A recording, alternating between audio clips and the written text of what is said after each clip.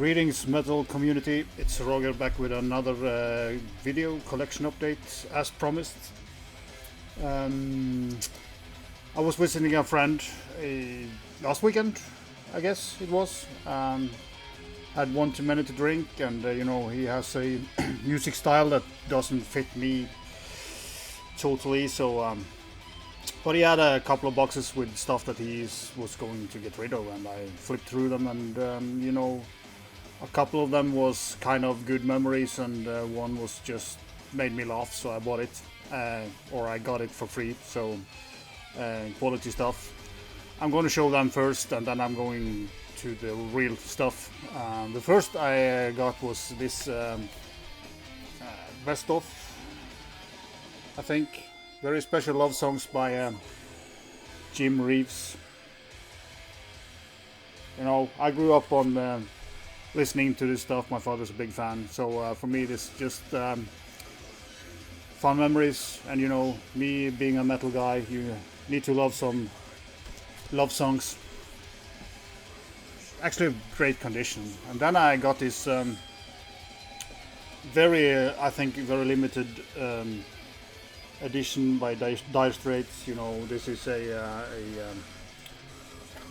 gatefold, or deteriorated cover, so I'm calling it a gatefold just for fun.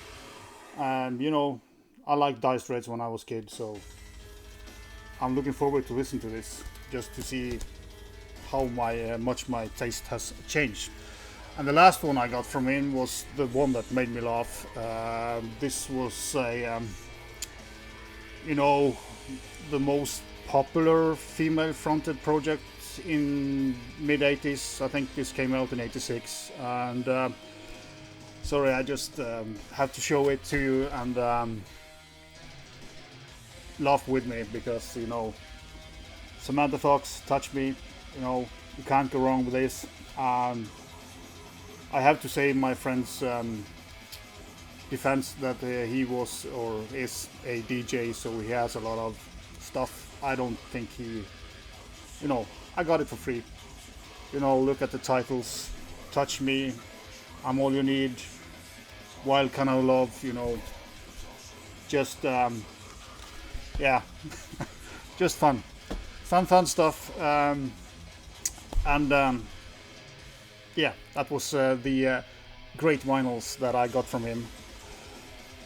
Over to the metal stuff, and the reason why I'm here altogether. And playing in the background is Nahum from Czechia or Slovakia, maybe.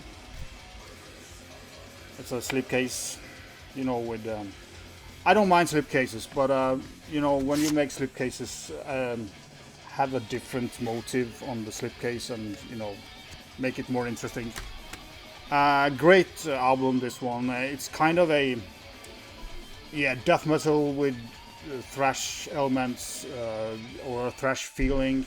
It actually reminds me, if you know about Sweden's Seance, and the third album, The Awakening of the Gods, that came out in, I would say, 2009 or something, has a lot of the same feeling to me like that. So if you like that third Seance album, do check these guys out, because it's a pretty good release. I spun this quite a bit the last couple of weeks. I bought it directly from the band on the Bandcamp, and I'm gonna link it below. I'm sure they have a lot of copies left. You can go and check it out. And I also bought the previous album by Nahum, called And the Chaos Has Begun. This, of course, has Within Destruction was the name of the first, or the album from 2019. This, I think, was from 15. Yeah, and this is not as good. It's kind of it is in the same way with a lot of thrashy elements to the riffing, and it's kind of I would say more of a seeking seeking their own path in a way, you know, kind of back and forth.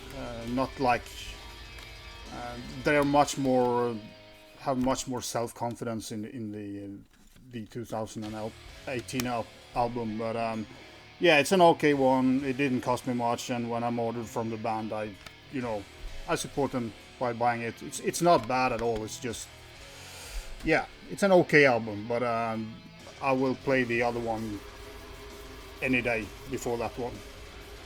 And then after seeing Jürgen Aumann's Paradox video, I had to, you know, get the rest of Paradox albums, and I've shown 3 of the Paradox that I have before, and after the Heresy album in 93 or 94, they took a long break.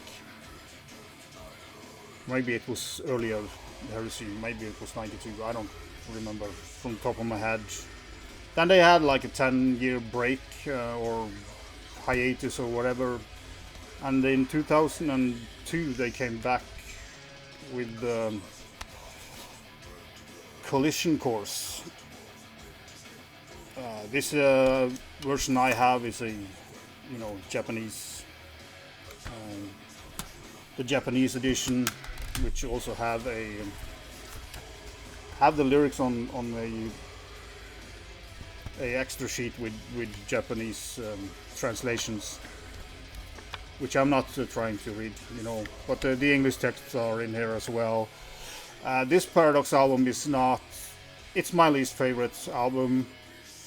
You can kind of feel that they have been away for a long time.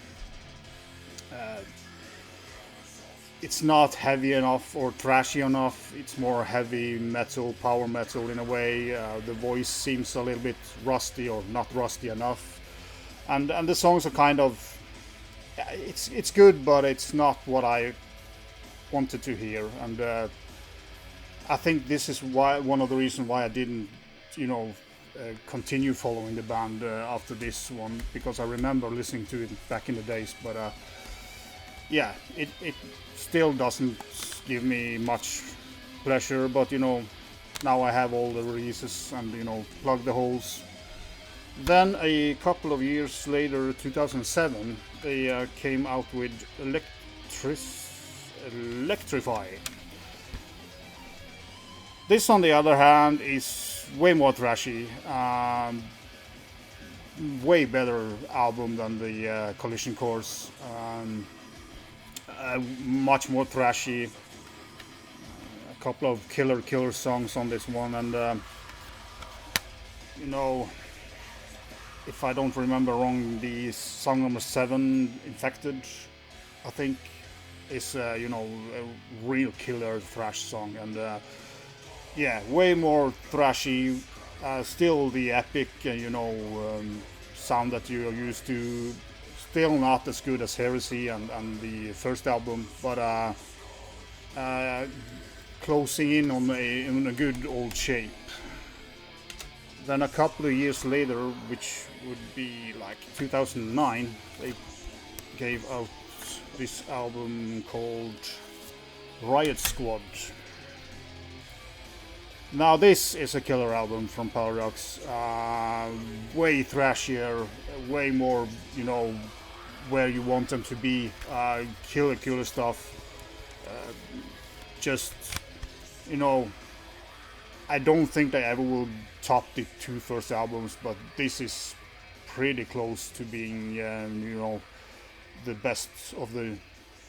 This and the next one is the best albums. This is very thrashy compared to the newer, other of the newer stuff, and if you can say it, the most brutal album they have made.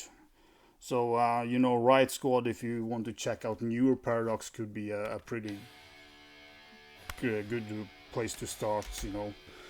And then a couple of years after that, in 2012, they released Tales of the Weird. And this is also a killer album. This is a bit more kind of epic in a way. They have more longer songs and more like a epic sound, but still a lot of thrash in it. But just great songs, good songwriting, and you know, his vocals is getting better and better.